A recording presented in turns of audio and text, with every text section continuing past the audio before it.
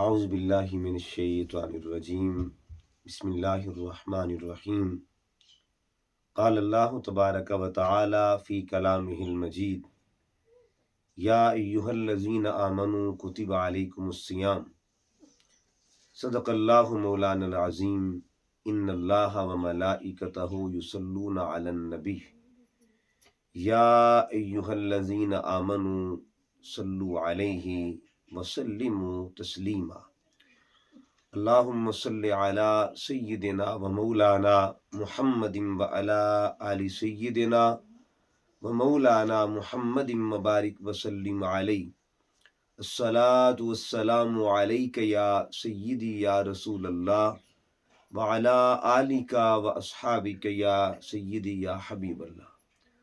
معزز و محتشم سامعین و ناظرین، دروس فجر کے حوالے سے آج کی گفتگو کے ساتھ حاضر ہیں۔ اللہ رب العزت نے جہاں قرآن مجید میں ہمیں روزے کی فرضیت کا حکم دیا ہے، وہاں اللہ رب العزت نے صاحب قرآن کے ذریعے روزے کے کفارہ کی بھی صورتیں عطا فرمائی ہیں۔ آقا دو جہاں صلی اللہ علیہ وآلہ وسلم کے فرامین کی روشنی میں جب ہم روزہ کا کفارہ اس کی تفصیل کو دیکھتے ہیں تو روزہ توڑنے پر کفارہ کی 3 صورتیں۔ نمبر 1، یا مسلسل 60 روزے رکھے جائیں۔ نمبر 2، یا پھر 60 مسکینوں کو کھانا کھلایا جائے۔ اور نمبر 3، غلام آزاد کیا جائے۔ چونکہ تیسرا جو آپشن ہے اس کی صورتحال جو ہے وہ مفقود ہے اور اس پہ عمل کرنا دور حاضر میں ممکن نہیں ہے، اس لیے پہلی صورتوں کی طرف زیادہ تر علماء کرام جو ہے وہ انسان کی رہنمائی فرماتے ہیں۔ اب دیکھنا یہ ہے کہ یہ جو مسلسل 60 روزے رکھنے ہیں، کفارہ کی پہلی صورت، اس میں تسلسل ہونا چاہیے، کنٹینیو 60 روزے رکھنے ہیں۔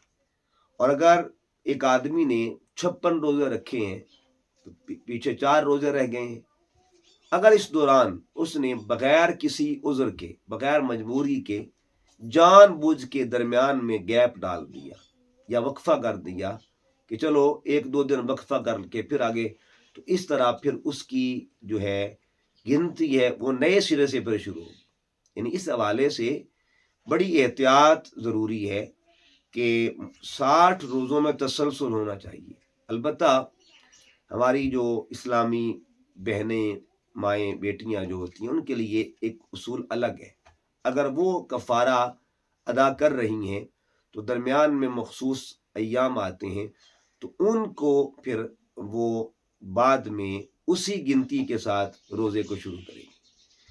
دوسری جو صورت ہے کہ 60 مسکینوں کو کھانا کھلانا، یہ بھی کفارے کا دوسرا آپشن ہے۔ اب اس حوالے سے چونکہ مسکین جو ہے اس کو تلاش کرنا بہت مشکل ہوتا ہے، تو یا تو پھر 60 مسکینوں کو ایک جگہ پہ اکٹھا کھانا کھلایا جائے، ان کے طعام کا انتظام کیا جائے، یا پھر اس حساب کے ساتھ جو ہے رقم جو ہے وہ بھی علماء نے، چونکہ 60 روزے بنتے ہیں تو 60 روزے یا 60 مسکینوں کا جو طعام ہے، ایک مسکین کا طعام ایک صدقہ فطر کے برابر ہے۔ تو صدقہ فطر کو، ایک صدقہ فطر کو 60 سے ملٹیپل کریں تو جو بھی رقم بنے گی وہ کسی بھی مستحق کو دے دیں، یا کسی بھی جو ادارہ جات ہوتے ہیں جہاں طلباء جو ہے، مسافر طلباء پڑھتے ہیں، وہاں پہ دے دی جائے۔ اب یہاں ایک بات یاد رکھیں کہ کفارے کے حوالے سے جو الفاظ ہیں وہ احادیث مبارکہ میں بھی درج ہیں۔ بخاری شریف کے حدیث پاک جو کہ 9 بار دہرائی گئی، امام بخاری نے اس کو 9 بار ریپیٹ کیا، اس میں وہ 3 صورتوں کا ذکر بھی ہے، لیکن اس حدیث پاک میں 2 چیزیں الگ بھی ہیں، وہ خصوصیات محمد مصطفیٰ صلی اللہ علیہ وآلہ وسلم کا حصہ ہے۔ میرے سامنے یہ بخاری شریف کی حدیث مبارکہ ہے جس کا نمبر ہے 1936۔ آقا دو جہاں صلی اللہ علیہ وسلم کی بارگاہ میں ایک صحابی حاضر ہوئے، عرض کیا ہلک تو یا رسول اللہ، یا رسول اللہ میں ہلاک ہو گیا. یعنی اس نے حالت روزہ میں قربت یا مجامت جو تھی وہ کر لی. اب کیا ہوا کہ اس کے لیے آقا دو جہاں صلی اللہ علیہ وسلم نے فرمایا، حضور فرماتے ہیں حل تجد رقابتن توتقها، کیا تو غلام آزاد کر پائے گا؟ اس نے عرض کیا فقال، اس نے عرض کیا یا رسول اللہ ایسا نہیں کر سکتا. قال اللہ، ایسا نہیں، یہ نہیں میرے لیے ممکن نہیں ہے. پھر آقا علیہ السلام نے فرمایا حل تستطیع ان تصوم شہرین متتابعین، کیا تو مسلسل 60 روزے رکھ سکتا ہے؟ اس نے عرض کیا یا رسول اللہ یہ بھی نہیں کر سکتا. پھر آقا علیہ السلام نے پوچھا فہل تجد اطعام 60 مسکینہ، تو کیا تو 60 مسکینوں کو کھانا کھلا سکتا ہے؟ پھر اس نے عرض کیا یا رسول اللہ یہ کام بھی میرے لیے مشکل ہے، یعنی میری ہمت، میری استطاعت نہیں ہے کہ میں یہ کام کر سکوں. اب ظاہری یہ 3 آپشن جو عمومی طور پر جو احکام کفارہ میں، یعنی کفارہ کی صورتوں کا ذکر ہو گیا، لیکن چونکہ اس حدیث میں آقا دو جہاں صلی اللہ علیہ وسلم کا اختیار بھی شامل ہے، اختیار بھی ذکر ہے، حضور علیہ السلام کی خصوصیت ذکر ہے. پھر حضور علیہ السلام نے اس کو مایوس نہیں کیا بلکہ اس کو بٹھا دیا. تھوڑی دیر کے بعد ایک شخص جو تھا وہ کھجور لے کے آتا، ٹکڑا لے کے آتا کھجوروں کا، تو آقا علیہ السلام نے اس سے فرمایا کہ ایسا کرو، اس کو لے جاؤ اور اس کو فقراء میں تقسیم کر دو، مساکین میں تقسیم کر دو. تو اس نے عرض کیا رسول اللہ صلی اللہ علیہ وسلم یہ جو 2 پہاڑیاں ہیں ان کے درمیان مجھ سے بڑا غریب اور مسکین بھی کوئی نہیں ہے. حدیث پاک میں آتا ہے فضحک النبی صلی اللہ علیہ وآلہ وسلم حتی بدت انیابہ، حضور علیہ السلام کے جو مبارک دانت ہیں جن کو انیاب، یعنی دانتوں کی اقسام میں ایک قسم ہے جن کو انیاب بھی کہتے ہیں، جیسے ثنایا ہے، ربائی ہے، پھر انیاب. شروع میں جو 4 دانت سامنے والے ہوتے ہیں، اوپر والے 2 اور نیچے والے، ان کو ثنایا کہتے ہیں. پھر ان کے ارد گرد جو دانت ہیں ان کو ربائی، پھر ان کے ارد گرد جو دانت ہیں ان کو انیاب کہا جاتا ہے.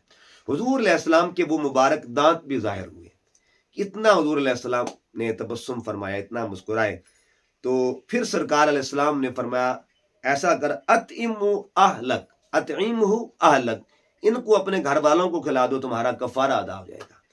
تو اس حدیث پاک کو کے اندر وہ 3 صورتیں بھی موجود ہیں کہ مسلسل 60 روزے رکھے جائیں، 60 مسکینوں کو کھانا کھلایا جائے، یا غلام آزاد کیا جائے. اب چونکہ یہ معاملہ آقا دو جہاں صلی اللہ علیہ وسلم کی خصوصیات میں خصوصیت کا معاملہ تھا، تو حضور علیہ السلام نے اپنے اس غلام کو مایوس نہیں فرمایا بلکہ چوتھا آپشن بھی دے دیا کہ فقراء میں تقسیم کر دو.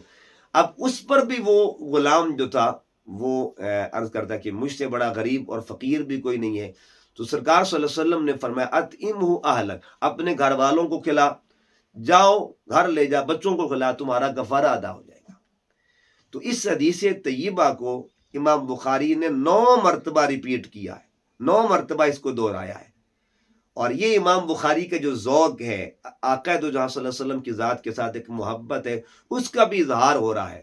کیونکہ اس حدیث میں 2 چیزوں کا ذکر ہے، ایک عطائے مصطفیٰ کا ذکر ہے، ایک ادائے مصطفیٰ کا ذکر. احکام کفارہ کا ذکر تو ہے ہی، لیکن ساتھ ساتھ حضور علیہ السلام کے اختیارات کا ذکر، حضور کی ادا کا ذکر، اور آقا صلی اللہ علیہ وسلم کی ادا کے ساتھ حضور کی عطا کا ذکر ہے. تو گویا آج کی گفتگو کا خلاصہ یہ ہے کہ روزے کا جو کفارہ ہے اس کی 3 صورتیں ہیں. 3 صورتوں میں کسی ایک صورت پر عمل کرنے سے کفارہ ادا ہو جاتا ہے. اللہ کے حضور عرض گزار ہیں، اللہ پاک فہم دین کا نور نصیب فرمائے.